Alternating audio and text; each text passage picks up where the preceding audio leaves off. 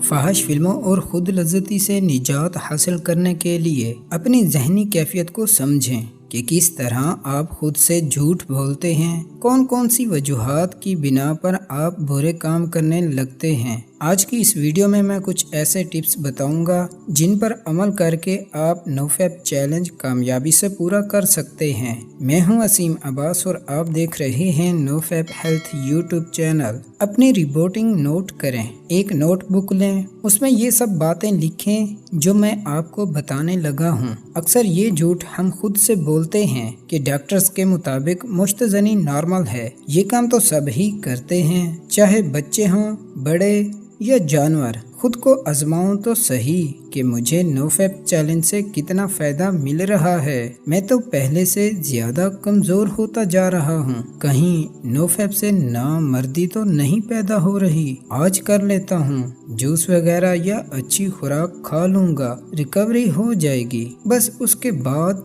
पक्का चैलेंज करूंगा। जरा चेक तो करूं आजकल कौन सी नई पर्न वीडियोस आई हुई हैं। टाइम पास भी तो करना है, कोई फनी वीडियो या मूवी देख लूं, वगैरह वगैरह जैसे कई दलाइल आपका दिमाग सामने लाएगा। दोस्तों, ये तमाम वो बातें हैं जो हम खुद से झूठ बोलकर खुद को कमजोर करते हैं। एक नोटबुक लें, उसमें तमाम ऐसी बातें लिखें जो आपके जहन में आती हैं। लिखें कि अगर आप 1 साल तक नोफैप चैलेंज करते हैं तो आप कैसा महसूस करेंगे, कितने फवाइद हासिल होंगे, और अगर आप यूं ही गंदे काम करते रहते हैं तो 1 साल तक आपकी कंडीशन कैसी होगी, क्या कुछ आप खो चुके होंगे। खुद से जो बातें करें अपने पास लिखें और रोजाना सुबह उठने के फौरन बाद और रात सोने से पहले एक बार पढ़ें। कुछ दिन इसी रूटीन के साथ पढ़ते रहें, इससे आपके दिमाग में प्रोग्राम बन जाएगा जिससे आपको बहुत फायदा होगा।